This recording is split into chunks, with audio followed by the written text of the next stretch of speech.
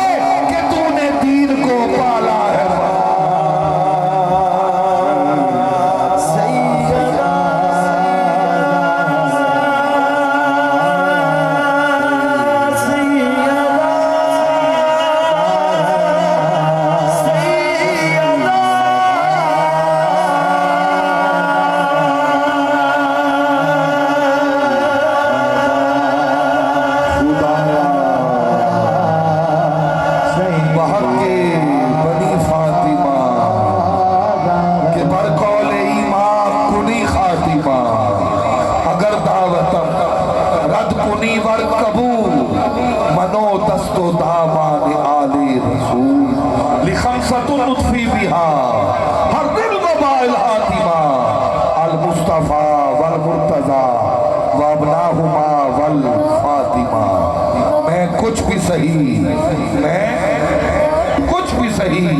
بخت میرا نیک بہت ہے کیونکہ سیدہ زہرا کی مجھے نیک بہت ہے الحمدللہ رب العالمین جی ٹھیک میں آپ کے حکم کی تعمیر میں دو شعر پڑھتا ہوں اور پھر اپنے مہمان ثنا خان کو صدا دیتا ہوں حق یہ ہے کہ مظلوم کا حق کھاتی ہے دنیا مشکوک کے چہرے سے ہی شک کھاتی ہے دنیا اس بی بی کے حق مہر میں شامل ہے نمک بھی ہاں آج بھی زہرا کا نمک کھاتی ہے دنیا یہ علم یہ اشعار یہ شہرت یہ نکابت مولا کی عطا ہے نہ کہ حامد کا ہنر ہے جھک جھک کے جو ملتے ہیں مجھے اہل زمانہ یہ سب در زہرا پہ جھکنے کا اثر ہے جھک جھک کے جو ملتے ہیں مجھے اہل زمانہ یہ سب در زہرا پہ جھکنے کا اثر ہے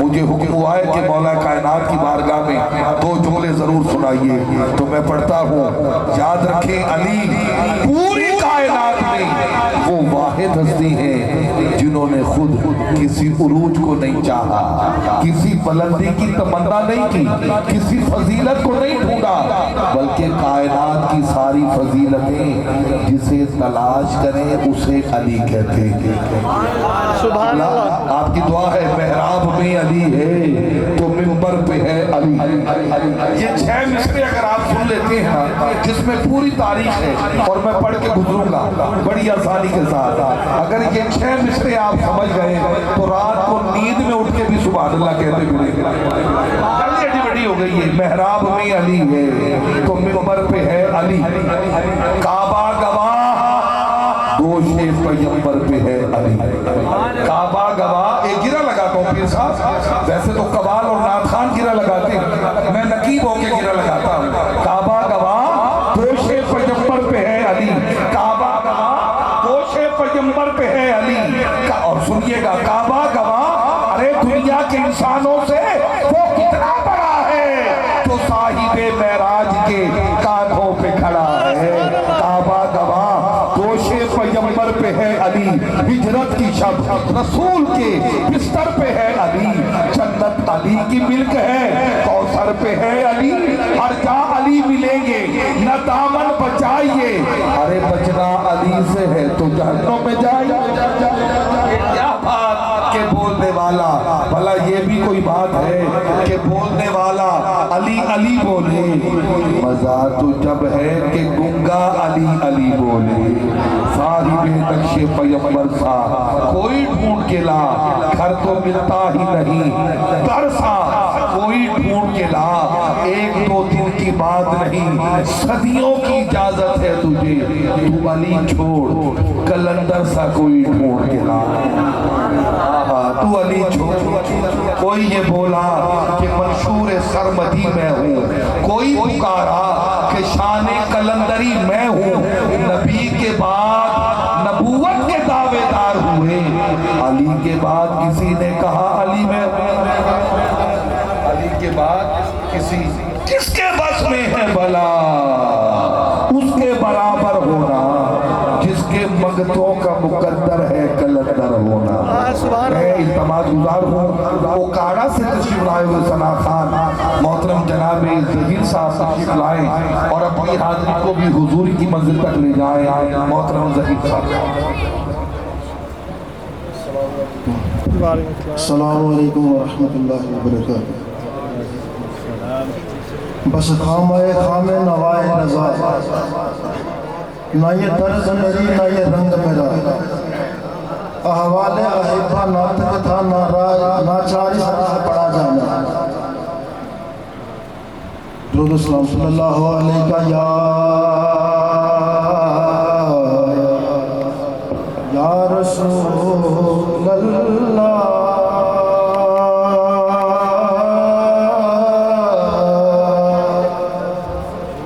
وسلم علیکہ یا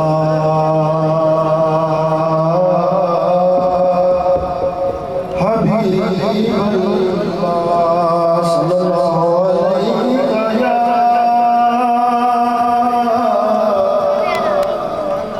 یا رسول اللہ وسلم علیکہ یا حبیب اللہ۔ اعلیٰ حضرت کا لکھا ہوا بہت بہترین کلام اور آپ کی خوبصورت سماعتوں کی نظر تمام احباب میرے ساتھ مل کے پڑھیے۔ بلغ العلا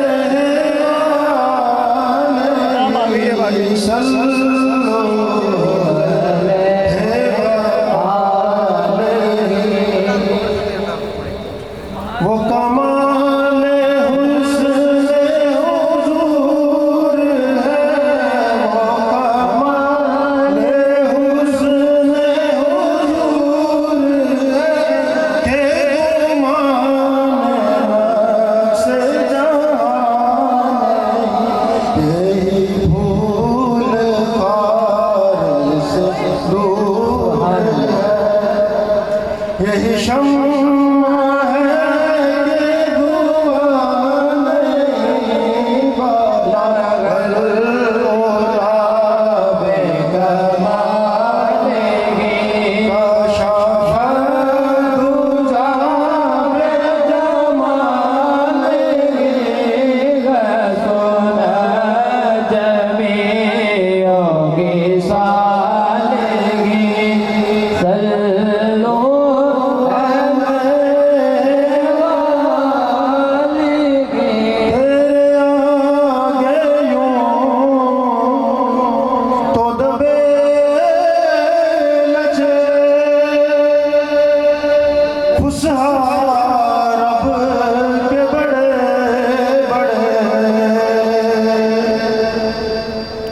وہ بیان وہ سخن ہے جس میں سخن نہ ہو، وہ بیان ہے جس کا بیان نہیں۔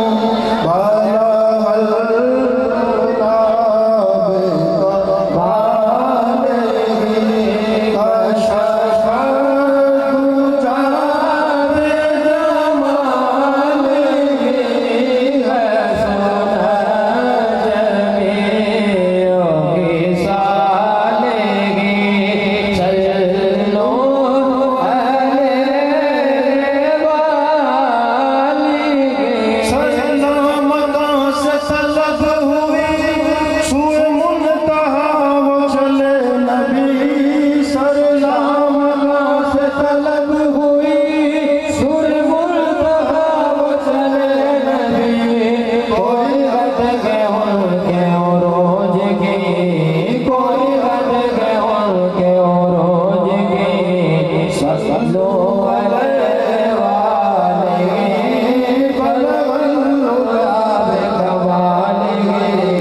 کشف الدجی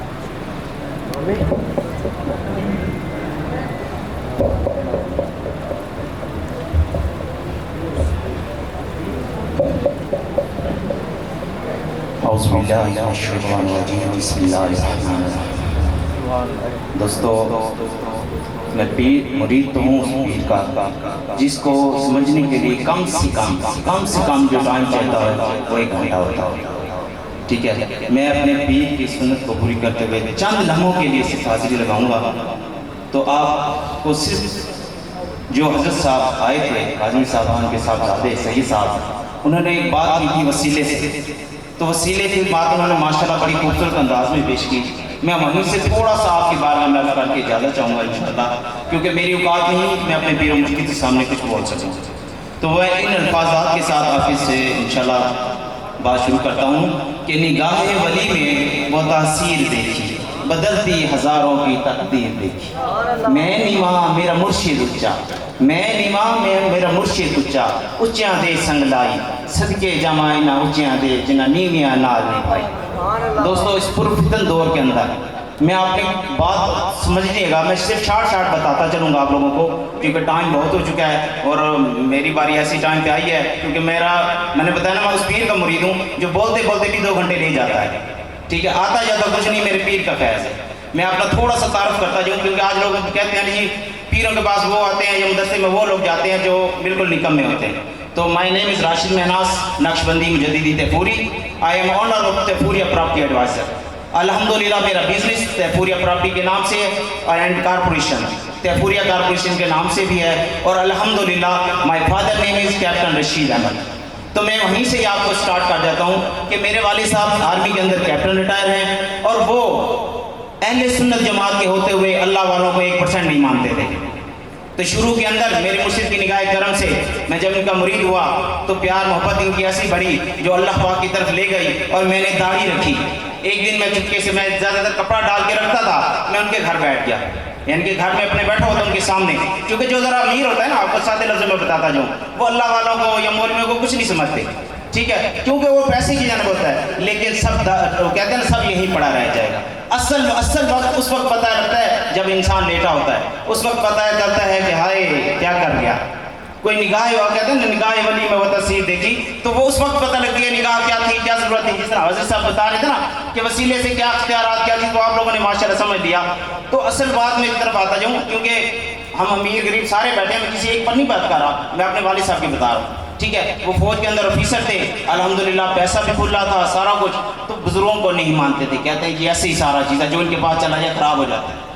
میں ایک دن شیشے گھر میں بیٹھا ہوتا، شیشے کی الماری لگی ہوئی تھی، مجھے کہتے ہیں بیٹا شیشے میں دیکھو، میں نے دیکھا تو مجھے کہتا ہے ایسے بیٹھا ہے جیسے کالا باندر بیٹھا ہوتا ہے۔ تو میں نے خاموشی اختیار کی، میرے پیروں کا حکم تھا نا، ادب ہی اللہ والے سکھاتے ہیں، کیونکہ ادب ہی سارا کچھ ہے، محبت کے کرینوں میں پہلا ادب ہی ہے سارا کچھ۔ ان کے در سے یہ ادب ملتا ہے جو ماں باپ کی خدمت کے لیے بھی پکساتا ہے، جو سارا کچھ۔ اب تھوڑی سی بات سنیے گا، میں روتا ہوا چپ کر اٹھ کے چلا گیا، یہ کچھ عرصہ پہلے کی بات ہے۔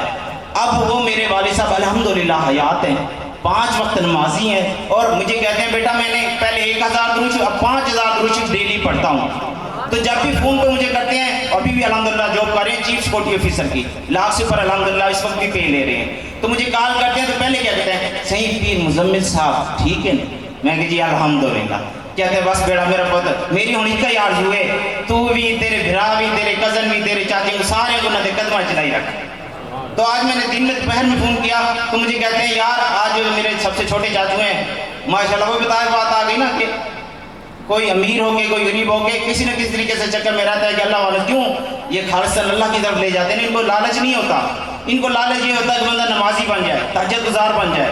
میں آپ کو بتاتا چلوں کتابوں کے اندر تو کرامات اولیاء بہت سنی لوگوں نے، بہت سے لوگوں نے سنی الحمدللہ۔ میرے پیر و مرشد کی اگر میں کو صرف کراماتیں بیان کرنے لگ جاؤں تو یہ جو اتنی دیر محفل سجی ہے اس سے ڈبل کیا ٹرپل اور سج جائے، اتنا ٹائم بھی تھوڑا ہے، کیونکہ لوگوں نے تو کراماتیں اس میں پڑھی ہیں۔ میں نے جیتے جی مجھے الحمدللہ حضرت صاحب کے ساتھ 10 سے 12 سال ہو گئے ہیں، میں نے جیتے جی اپنی آنکھوں سے اللہ اور اس کے رسول کو گواہ بنا کے کہہ رہا ہوں، ایسے کراماتیں دیکھی ہیں جو آپ لوگوں نے سنی ہی نہیں ہوں گی۔ آپ کی عمریں زیادہ ہیں بے شک، کئی بیٹھے بزرگ ہوں گے، لیکن میرے پیروں کے فیض سے وہ فیض جو حضرت پیر مہر علی شاہ صاحب فرما گے کہ پیر نصیر الدین نصیر فرما گے کہ ہم وہ روحیں ہیں، ہمارے اندر وہ روحیں ہیں جو 300 سال پہلے تھی لیکن اب آ گئی ہیں، جن کو ہمارے لوگ سمجھ سمجھتے نہیں ہیں. ایسے ہی میرے خواجہ غفور کی شان ہے جن کو کوئی نہیں سمجھ سکتا. میرے خواجہ تازہ فرماتے ہیں کہ فقیرہ اس وقت کے اندر کوئی شخص اگر خواجہ غفور کو سمجھ گیا تو سمجھ دونوں جہاں پا گیا.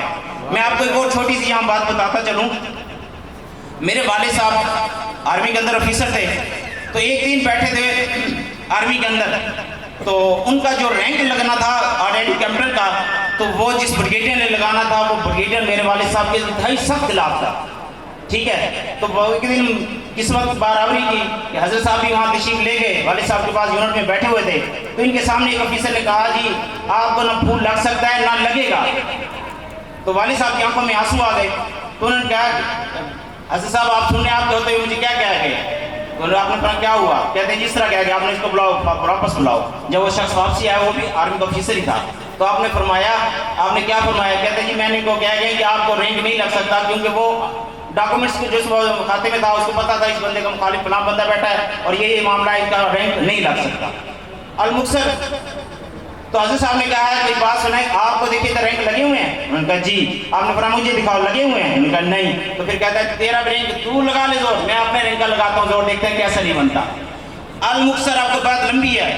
وہی بریگیڈیئر, اسی بریگیڈیئر نے سائن کیے اور میرے پیروں کی خاص کرامت دیکھیے, مخالف لاہور میں رہتا تھا اور میرے والد صاحب کی سی ایم ایل کے ساتھ ڈیوٹی کر رہے تھے. جس دن آرمی کا کیپٹن کا پھول پاس ہو کے آیا تو قدرتی طور پہ وہ بریگیڈیئر بھی وہیں دوسری یونٹ میں ساتھ موجود تھا. تو ان کے کرنل نے کہا کہ سر ہمارا آج آرمی کیپٹن کا ایک پھول لگانا ہے ہمارے آفیسر کو, تو کہہ دیا آپ مہمان خصوصی ہمارے پاس تشریف لائیں.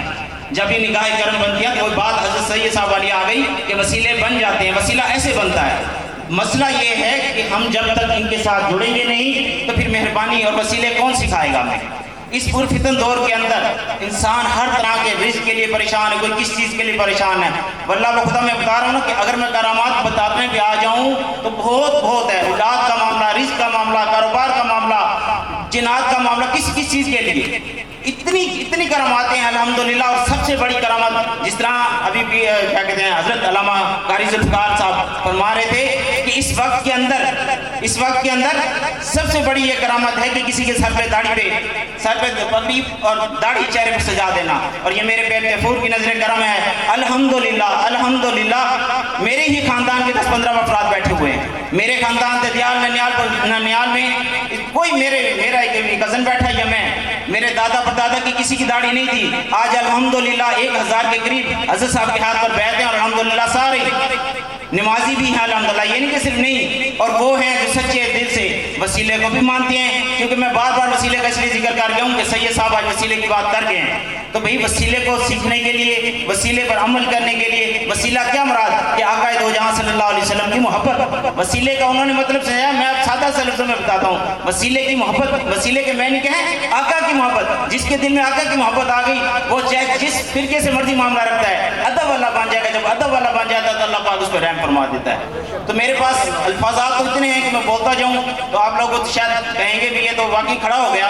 تو میں صرف ایک چھوٹی سی اور بتاتا چاہوں جو میں آپ نے بتا رہا تھا. میں آج صرف ٹاپک ہی اپنے والد پہ رکھ دیا آپ کو بتانے کے لیے, ورنہ میں صرف اپنی ذات پہ بتاؤں یا اپنے دوسروں بتاؤں تو بہت کم ہے. میں آپ کو بتاؤں والد صاحب کے پاس آرمی کی جو خزانے کی چابی تھی وہ گم ہو گئی.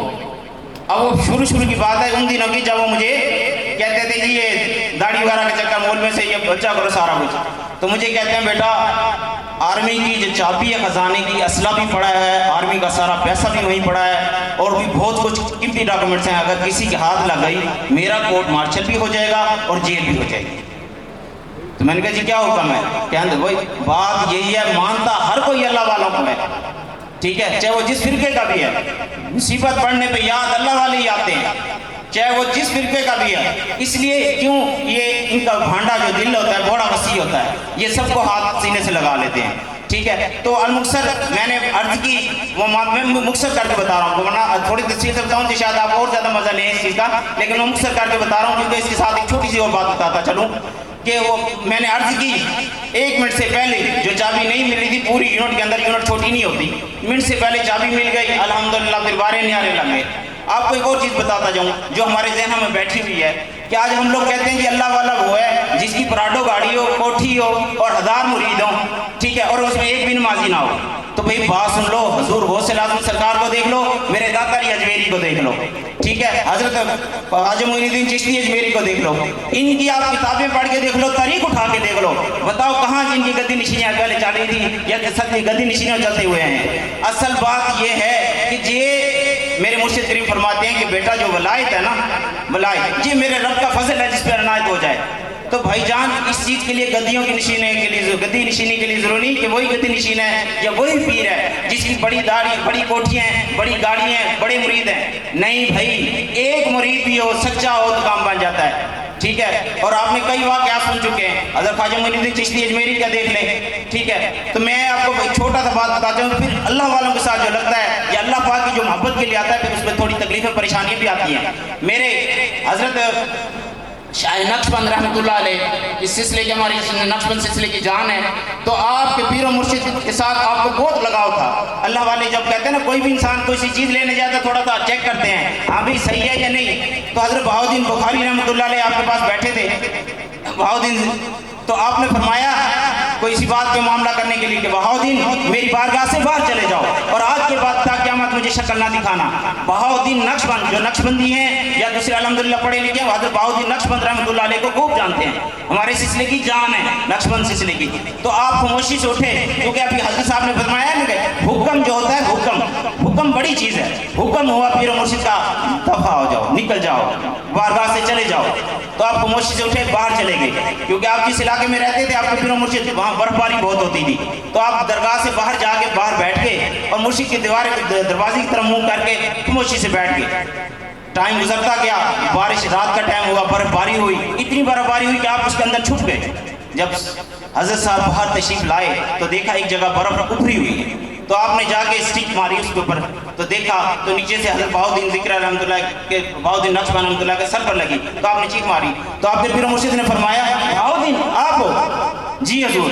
تو آپ نے کھڑا کیا اور سینے سے لگایا اور ایک دم ایسا نوازا تو آپ نے فرمایا بہاؤالدین پیر و مرشد میں تیرا ہوں، نام میرا بڑا ہے لیکن تا قیامت تیرا نام رہے گا، بہاؤالدین نقشبند رحمۃ اللہ علیہ۔ آج بھی الحمدللہ نقشبندی بہاؤالدین نقشبند کی وجہ سے ہیں۔ تو میرے بھائیوں میں آج سب لوگوں کو دعوت دیتا ہوں، چھوٹے بڑے اسٹیج پہ باہر بیٹھے سارے، کہ اس وقت کے اندر آپ لوگوں کی خوش نصیبی ہے، واللہ بخدا میں اللہ اور اس کے رسول کو حاضر ناظر جان کے مسجد کے اندر کھڑا ہو کے کہہ رہا ہوں کہ آپ لوگوں کی تحت نظر خوش نصیبی ہے کہ ایک بستی کے اندر میرے پیر و مرشد کا خلیفہ بھی بیٹھا ہے اور میرے پیر و مرشد کی آپ کو زیارت بھی نصیب ہوتی ہے۔ قسمت والے لوگ ہوتے ہیں جن کو اس طرح کی نسبتیں ملی ہوئی ہوتی ہیں، اور اللہ میں آپ کو کہوں نا کہ یہاں بھی آپ چیف آف آرمی اسٹاف آ جائے تو آپ لوگوں کا کیا حال ہوگا؟ تو بھائی چیف آف آرمی اسٹاف ان کے قدموں کی خاک بھی نہیں ہوتے، ان کے پاس جو عہدے ہوتے ہیں نا یہ کتب بھی بناتے ہیں، وہ دیکھا نا حضور غوث پاک کا چور کو کیا بنا دیا، سب نے سنا ہوا واقعہ، تو بھئی ان کے قدموں پہ جو سارا کچھ ہوتا ہے۔ تو میرے پاس میں بتاؤں الفاظات بہت زیادہ ہے، میرے پیر کا ایسا فیض ہے میں بولتا جاؤں گا تو بہت ٹائم ہے، صرف اتنی التجا کروں گا آپ لوگوں سے کہ اللہ والوں کا دامن تھام لیں اور ان سے محبت کریں۔ ضروری نہیں کہ آپ کو پیر مرید ہونے کی دعوت دے رہا ہوں، نہیں، آپ محفلوں میں آئیں، پیار محبت رکھیں، انشاءاللہ تعالیٰ آپ کا اس جہاں بھی بیڑا پار ہوگا اس جہاں بھی بیڑا پار ہوگا۔ میں اپنے پیر و مرشد کی بارگاہ میں عرض کرتا ہوں کہ اس کتے سے کوئی خطا ہوئی ہو یا بیان میں کوئی کوتاہی ہوئی ہو تو معاف فرمائیے گا۔ جزاک اللہ۔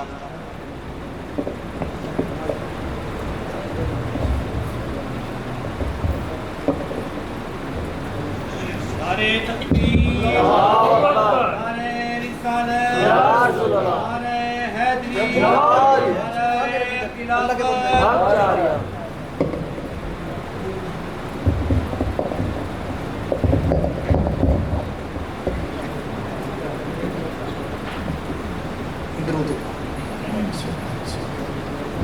دیکھیے گزارش یہ ہے کہ بھائی جناب غلام محمد صاحب ہمارے بھائی بھی ہیں لیکن حقیقتاً یہ ہمارے بزرگ ہیں۔ ہم نے ماشاءاللہ جیسے ہوش سنبھالا ہے ان کو ہم نے نمازی پایا، اور یہ سب جو ہے نا ان کے والد محترم کی نیکی کی وجہ سے یہ سارا رنگ آپ دیکھ رہے ہیں، اس طرف کو بھی آپ کو رنگ نظر آ رہا ہے، ادھر کو بھی آپ کو رنگ نظر آ رہا ہے۔ میں نے ان کو عرض کی تھی کہ ٹائم کافی ہو گیا، بیان وغیرہ میرا تو آپ سنتے رہتے ہیں بیان، تو میں نے کہا بس میں دعا کرا دیتا ہوں تو آپ جو ہے مطلب اس پہ ذرا مجھے رخصت دے دیں۔ تو انہوں نے کہا جی حضور بیان ضرور فرمائیں۔ اب یہ آپ دیکھ لیں بھائی ٹائم کیا ہے، اب یہ بیان کا ٹائم تو نہیں ہے، یہ بات تو کنفرم ہے، ٹھیک ہے نا جی، لیکن ان کی چاہت محبت کو پورا کرتے ہوئے نا دین کے تبلیغی لحاظ سے چند چیزیں چند جملے آپ کی خدمت میں پیش کروں گا. کوئی بیان جیسے ایک ہوتا ہے، اگر کوئی بات شروع کر دوں تو اس کو سمجھانے میں مجھے کافی وقت لگ جائے گا. آپ کو صرف ایک ایسی بات سمجھا دیتا ہوں جس سے دین کے معاملات میں آپ کو کافی چیزیں سمجھ میں آ جائیں. ٹھیک ہے نا؟ ذرا درود پاک پڑھیں، میں آپ کو سمجھا دوں. اللہم صلی علی، ذرا بلند آواز سے، ذرا بلند آواز سے. بھائی اسٹیج خالی ہے، اب کوئی نعت خوان نہیں آئے گا نعت پڑھنے کے لیے. ذرا بلند آواز سے، شاباش. میں بھی تو بیٹھا ہوں نا اتنی دیر سے. 2 دن آپ کو پتہ نہیں ہے عید کے میرے کیسے گزرے ہیں. کمر جواب دیے کھڑی ہے، ایک ہی کرسی انہوں نے مجھے ایسے دے دی ہے، ایسے کر کے بیٹھتے ہیں. آپ درود شریف پڑھیں ایک مرتبہ. دیکھیں میں آپ کی توجہ ایک چیز کی طرف دلانا چاہتا ہوں. ماشاءاللہ شاہ صاحب نے بڑا پیارا اور دلائل سے بھرپور بیان فرمایا، لیکن آپ کے بیان میں ایک چیز سوچ رہا تھا. آپ کا بیان یقین کریں آپ، وہ میرے دل پہ جا جا کے اس کے الفاظ لگ رہے تھے، اور وہ ابھی بولتے نہیں تھے، وہ بات مجھے پہلے سمجھ میں آ جاتی تھی. جو وہ کہنے لگتے تھے نا، آپ نے بھی اس چیز کو نوٹ کیا ہوگا، وہ کہنا چاہتے تھے نا، ان کا مدعا کہنے سے 2-4 الفاظ پہلے ہی مجھے سمجھ میں آ جاتا تھا کہ یہ کیا کہنے چاہتے. بیٹا تھوڑی سی آواز اس کی کھول دو.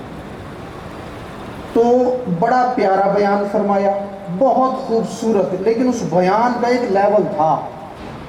حضور کے بیان کا ایک لیول تھا. یقین کریں آج، پہلے بھی محفل ہوتی ہے بڑی خوشی ہوتی ہے، لیکن آج اتنی مجھے خوشی ہوئی ہے.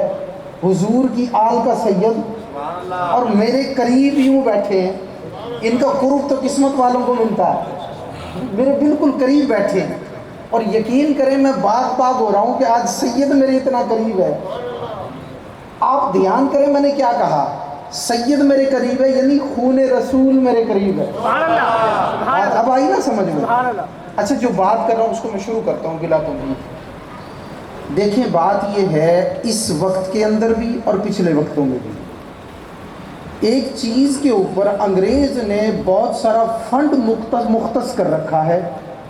بڑی کوشش جاری ہے، بڑی محنت جاری ہے کہ وہ چیز جو ہے نا مسلمانوں کے دلوں سے ختم کی جائے، اور بہت حد تک ہماری بدنصیبی ہے کہ وہ کامیاب بھی ہو گیا، وہ کامیاب بھی ہو گیا. اچھا اب اس کو نوٹ کرنا، ذرا میری بات کو نا میں کوشش کرتا ہوں مشکل بات کو آپ کے لیول پہ آ کے آپ کو سمجھا دوں.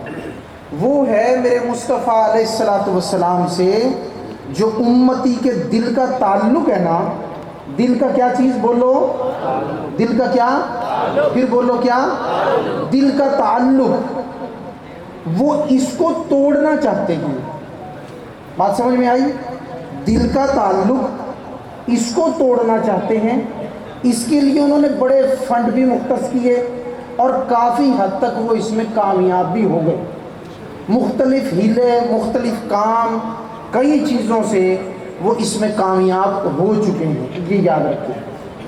اور یہ جو آپ کے پاس موبائل ہے نا، میرے پاس بھی ہے، لیکن میرا تو موبائل پہ اور کام ہے، آپ کا کام اور ہے. بات سمجھ رہے ہیں؟ تو آپ یوں سمجھیں کہ یہ موبائل کا نا اس وقت تعلق توڑنے میں کلیدی کردار ہے. موبائل کا تعلق توڑنے میں کلیدی کردار ہے، جس پہ انہوں نے فنڈنگ کی ہے، محنت کی ہے. آپ ہمیشہ کبھی غور کرنا بڑی گہرائی کے ساتھ، وہ زیادہ محنت اس بات پہ نہیں کریں گے کہ آپ سے نماز چھڑوا دیں. زیادہ محنت اس بات پر، کس بات پر، کہ آپ سے نماز چھڑوا دیں. اس